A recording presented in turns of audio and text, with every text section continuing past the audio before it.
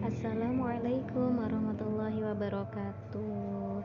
Apa kabar anak-anak yang soleh dan soleha? Semoga kalian dalam keadaan sehat dan tetap semangat ya. Hari ini kita akan belajar akhlak karimah ya. Sebelumnya kita telah mempelajari tentang akhlak mahmudah ya. Ada yang masih ingat akhlak mahmudah itu apa? Oke, akhlak mahmudah adalah perilaku uh, perilaku atau perbuatan seseorang yang terpuji ya, yang baik, itu disebut dengan akhlak mahmudah ya. Sekarang kita akan membahas tentang sabar ya. Pengertian sabar. Sabar atau as-sabar menurut bahasa artinya menahan dan mengekang. Sedangkan menurut istilah, sabar adalah tabah menerima dari segala cobaan dan ujian dari Allah Subhanahu wa Ta'ala. Ya, sekarang sabar terbagi menjadi 3 kelompok, yaitu sabar dalam menjalankan perintah Allah Subhanahu wa Ta'ala dan menjauhi larangannya tanpa putus asa.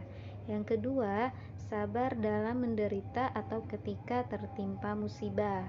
Yang ketiga, sabar dalam menahan hawa nafsu. Contoh mengenai orang-orang yang sabar yaitu yang pertama, orang yang sabar adalah orang yang tenang hatinya ya. Dia tidak mudah marah.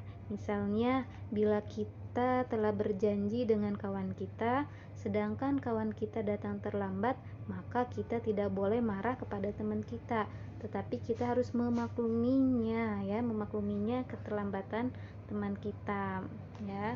Yang kedua yaitu orang yang sabar, artinya orang yang berlapang dada ya.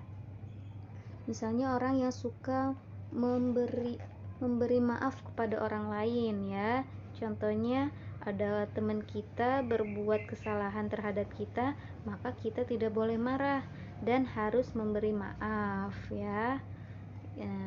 Yang ketiga yaitu orang yang sabar adalah orang yang berhati-hati dalam melakukan pekerjaan.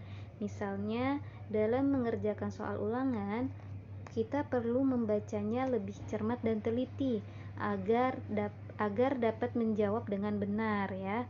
Jangan meninggalkan ruang kelas sebelum waktunya selesai. Yang keempat yaitu orang yang sabar adalah orang yang tahan menderita ya.